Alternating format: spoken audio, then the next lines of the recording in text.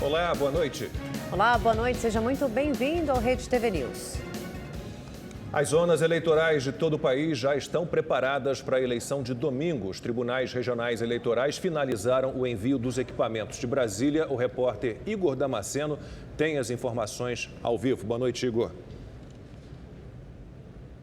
Boa noite, Lacombe. Boa noite, Érica. Boa noite também a todos que nos acompanham ao vivo aqui no Rede TV News. É isso mesmo. Os primeiros caminhões carregados de urnas eletrônicas começaram a deixar os galpões por volta das 7 horas da manhã, com destino às zonas eleitorais. O transporte também é acompanhado de policiais militares que garantem a integridade dos equipamentos. A entrega das urnas também é fiscalizada por servidores de cada TRE. Só que no Distrito Federal são quase 7 mil urnas que estarão disponíveis para mais de 2 milhões de eleitores. Com a proximidade do segundo turno das eleições, o Ministério da Justiça e Segurança Pública mobilizou um forte esquema de segurança. O ministro Anderson Torres reativou o Centro Integrado de Comando e Controle Nacional e cerca de 10 mil agentes federais estarão nas ruas para combater possíveis crimes, como, por exemplo, compra de voto, boca de urna e, claro, possíveis casos de violência política.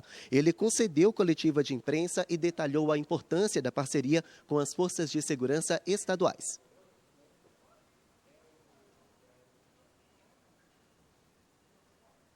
Todas as polícias estaduais em sintonia conosco. Os planos operacionais, mais uma vez, nos foram encaminhados, foram discutidos conosco. E o Brasil está pronto para o segundo turno das eleições, do ponto de vista da segurança pública. No que diz respeito às forças federais, nós estamos também com o nosso planejamento pronto. A operação, inclusive, já começou no Brasil todo. Polícia Federal, Polícia Rodoviária Federal estão com seus planejamentos já em andamento.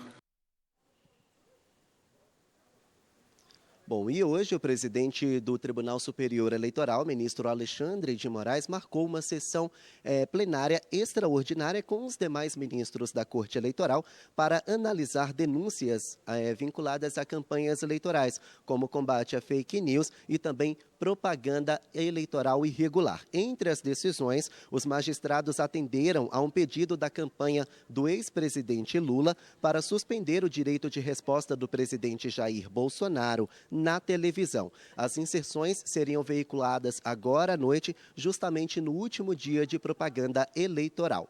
Igor Damasceno, de Brasília, para o Rede TV News. Meu nome é Ana Carla, eu gostaria de saber se eu posso votar com a camisa do meu candidato. Você pode votar portando a camisa, um boné, uma bandeira, flâmula, um card, segurando o que você quiser. O que você não pode é, ao utilizar sua camisa, o boné ou bandeira, tentar cooptar votos, tentar pedir votos. Aí é crime eleitoral. Porém, com a camisa, com boné, com bandeira, pacífica e silenciosamente, você pode ir até o local da sua sessão. Juristas e parlamentares pediram que o Ministério Público Federal abra uma investigação sobre o suposto favorecimento à campanha do ex-presidente Lula, no caso envolvendo inserções eleitorais em rádios. Eles entregaram um ofício à vice-procuradora-geral da República, Lindor Araújo, questionando a conduta do presidente do Tribunal Superior Eleitoral, Alexandre de Moraes. A Carta pela Liberdade, pela Democracia e pelo Estado Democrático de Direito foi entregue numa reunião a portas fechadas com a vice-procuradora-geral da República, Lindor Araújo. O grupo de juristas e parlamentares quer que a PGR analise a denúncia apresentada pela campanha do presidente Jair Bolsonaro contra emissoras de rádio, que foi rejeitada pelo presidente do Tribunal Superior Eleitoral, ministro Alexandre de Moraes. O documento elaborado por juristas e parlamentares afirma que há uma preocupação com a escalada autoritária propagada por algumas autoridades do Poder Judiciário, com a conivência de alguns de seus pares e de importantes instituições democráticas. O grupo afirma que a decisão sobre a denúncia envolvendo as propagandas eleitorais foi mais uma entre várias dos tribunais superiores. O nosso objetivo, com o ofício apresentado à vice-procuradora-geral da República, é para que o Ministério Público exerça as suas competências constitucionais. Para quê? Para afastar todos os atos que violam a Constituição da República. Em Pernambuco, começaram a ser distribuídas as urnas para as eleições de domingo. As forças de segurança foram mobilizadas para garantir a tranquilidade. Os caminhões com as urnas começaram a sair pela manhã da capital Recife em direção a todo o estado. Foram distribuídas 22.262 urnas. Elas seguem para 1.690 zonas eleitorais nos 184 municípios de Pernambuco. A operação é coordenada pelo Tribunal Regional Eleitoral, que usa 355 veículos para o transporte. A logística de distribuição segue também neste sábado. De acordo com o TRE, 1.690 urnas são reservas e serão utilizadas em caso de problema em algum equipamento. Quem também embarcou na manhã de hoje foram as tropas militares que devem garantir a segurança do eleitor no interior. Segundo a Polícia Militar, mais de 10 mil policiais estarão trabalhando no próximo domingo, 800 a mais do que no primeiro turno, por conta das eleições suplementares que devem ocorrer nos municípios de Joaquim Nabuco e Pesqueira. O presidente e candidato à reeleição, Jair Bolsonaro, participou de uma live nas redes sociais. Na live com o influencer Thiago Nigro, do canal Primo Rico, Bolsonaro falou sobre a preparação para o debate, sua trajetória política e também sobre os programas sociais do governo, como o Auxílio Brasil. Foi feita a reforma da Previdência, coisa que há mais de 10 anos procuravam fazer. Tá? É porque o Brasil ia quebrar sem a reforma da Previdência. Foi feito. Você fala, por exemplo, em assistencialismo. Tem uma massa de pessoas no Brasil que são pobres. Você não pode fechar os olhos para essas pessoas. E nós buscamos espaço no orçamento para o Auxílio Brasil. Lá atrás, quem ganhava Bolsa Família, se arranjasse emprego, perdia o Bolsa Família. O que nós fizemos? No nosso governo, quem recebe o Auxílio Brasil e arranja emprego, não perde emprego. É uma maneira de deixar livre ou estimular essas pessoas a buscar um mercado de trabalho. O ex-presidente Lula, candidato à presidência pelo PT, não teve compromissos de campanha. Ele e Bolsonaro vão participar logo mais de um debate na TV Globo. E o último dia da campanha eleitoral para presidente é o tema da rodada de opinião.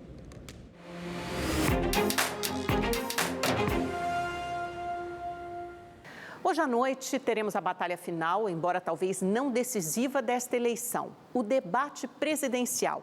Nunca um pleito pareceu tão longo, com tantas mentiras, ataques de ódio e poucas propostas. A esperança que normalmente cerca o ciclo eleitoral deu lugar ao fastio e exaustão.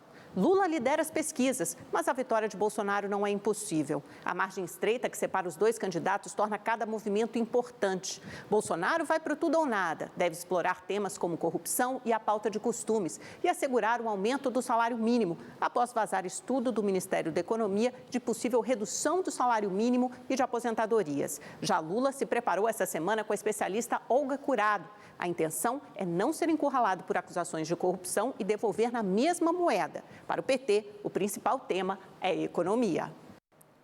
Enfim, a campanha presidencial mais polarizada e pesada da história chegou ao fim. Resta agora o derradeiro confronto, daqui a pouco na TV. E essa é a grande preocupação do PT para que o massacre do debate anterior não se repita. Lula tem sido treinado nessa semana até para controlar o seu tempo de fala e não demonstrar tanto nervosismo quando o tema for corrupção. O petista terá mais uma vez de se esquivar dos escândalos do Mensalão, do Petrolão e dos nomes dos aliados que foram presos.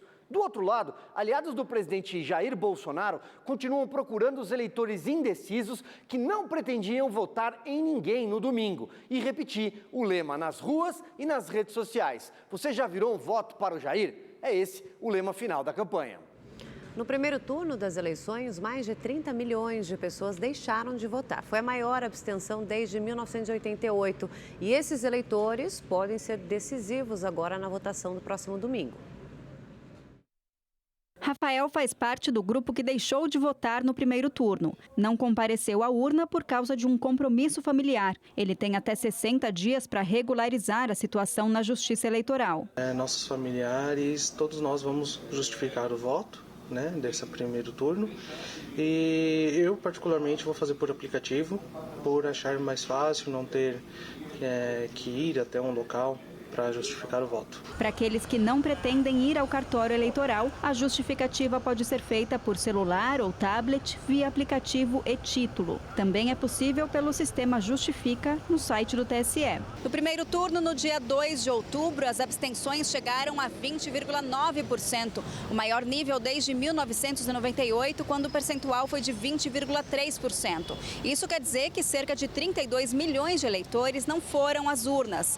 E o aumento ou a queda das abstenções no segundo turno pode influenciar o resultado da eleição. E o eleitor que não comparecer e não exercer a sua escolha vai deixar que o vizinho escolha por ele, que o amigo escolha por ele, que o outro eleitor escolha por ele. Daí a importância do voto para que cada eleitor realmente possa exercer o seu direito de preferência. O voto no Brasil é obrigatório aos maiores de 18 anos. Já para os analfabetos, jovens de 16 e 17 anos e idosos acima de 70 é facultativo. A Karina já decidiu o que vai fazer. Quando a gente anula o nosso voto, a gente deixa de se expressar, deixa de gente mostrar que a gente também tem uma opinião, que a gente também pode fazer a diferença. A Natália tem a mesma opinião. A partir do momento que a gente deixa de votar, a gente está dando o nosso direito para o outro decidir pela gente. Mas com a disputa presidencial acirrada, é bem possível que no próximo domingo muito mais gente compareça ao local de votação. Então a polarização realmente é maior e a tendência por conta da polarização é que os eleitores compareçam mais. É isso que a gente torce. O ex-vereador Zezinho, do PT, foi assassinado em Jandira, na região metropolitana de São Paulo. Testemunhas disseram que uma pessoa armada dentro de um carro se aproximou da vítima e atirou a queima-roupa. O suspeito fugiu e ainda não foi identificado. Zezinho foi candidato a deputado federal neste ano, mas não foi eleito. A motivação do crime é investigada. Meu nome é Marcos, sou de Belo Horizonte. Gostaria de saber se eu posso votar em trânsito no segundo turno. Aquelas pessoas que estarão em trânsito em um estado diferente daquele originário, essas pessoas só são autorizadas a votar para o cargo de presidente. O Instituto Paraná Pesquisas divulgou mais um levantamento sobre as intenções de voto para governador de São Paulo. No cenário geral, na pesquisa estimulada, Tarcísio de Freitas, do Republicanos, lidera com 52,2%. Fernando Haddad, do PT, ficou com 36,9% das intenções de voto. Não sabiam ou não responderam, totalizaram 5,2%. Não votariam em nenhum dos candidatos, brancos e nulos, 5,7%. Também na pesquisa estimulada, considerando apenas os votos válidos, Tarcísio de Freitas lidera com 58,6%. Já Haddad aparece com 41,4%. A amostragem de votos válidos não leva em consideração os brancos e nulos. A pesquisa ouviu 1.810 eleitores com 16 anos ou mais em 78 municípios do estado de São Paulo. Ela foi feita entre os dias 23 e 27 de outubro. A margem de erro é de 2,4 pontos percentuais para mais ou para menos. Além da eleição para presidente, vai haver votação para governador em 12 estados. E a Rede TV preparou uma cobertura especial. Vamos ver na reportagem de Murilo Rincon. Vai ser um dia histórico para a democracia brasileira. O segundo turno mais disputado de todos os tempos. De um lado, o atual presidente e candidato à reeleição, Jair Messias Bolsonaro. Do outro, o ex-presidente Luiz Inácio Lula da Silva. Quem terá a missão de governar o país nos próximos 4 anos?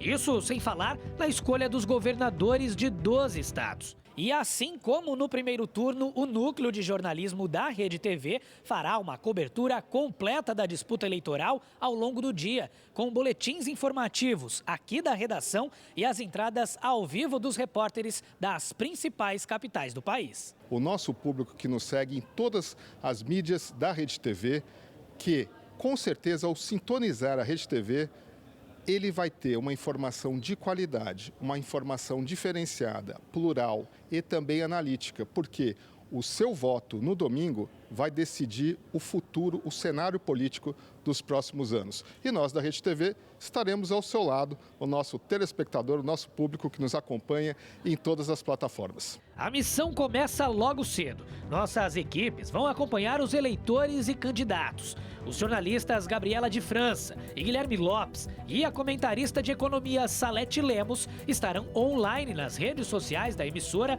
a partir das 11 horas, ao lado de convidados especiais. E às 5 da tarde, você acompanha na TV e nas plataformas digitais a apuração dos votos em tempo real com Érica Reis e Mauro Tagliaferri, no especial Rede TV Eleições 2022. A análise política será feita por Silvio Navarro e Amanda Klein. Então você é o nosso convidado especial neste domingo tão importante, no segundo turno das eleições. Imperdível. Nosso compromisso e o seu compromisso é conosco aqui na Rede TV. Um incidente curioso foi flagrado por câmeras de segurança em Ribeirão Preto, no interior de São Paulo. O porta-malas de um carro funerário abriu e um caixão com um corpo caiu no meio da rua. O motorista não percebeu e foi embora. O caixão foi atingido de raspão por um ônibus e ficou aberto. 2 minutos depois, um pedestre retirou o caixão da rua e recolocou a tampa. A polícia militar foi chamada. Um empresário indiciado por abusar sexualmente de mulheres foi preso na zona leste de São Paulo. Ele era procurado pela polícia de Minas Gerais e mudou de identidade para fugir. Cleidson dos Santos Fernandes, de 31 anos, foi surpreendido no apartamento onde estava escondido na capital paulista. Foragido desde março do ano passado, ele passou a usar o nome falso de Wellington Oliveira. Mais de 50 mulheres denunciaram o empresário por estupro e importunação sexual. Ele era influenciador digital e tinha uma loja de lingeries em uma região de comércio popular de Belo Horizonte. As vítimas são clientes, funcionários e modelos que recebiam ofertas de parceria. Segundo os relatos, os abusos aconteciam nos provadores e no escritório da loja. De acordo com a polícia, 11 casos foram comprovados. Cleidson foi indiciado 4 vezes por estupro, 1 vez por estupro de vulnerável e em 5 casos por importunação sexual. A defesa dele não se pronunciou. Rede TV News fica por aqui. Uma boa noite para você e te vejo no domingo na cobertura das eleições. Boa noite, bom fim de semana.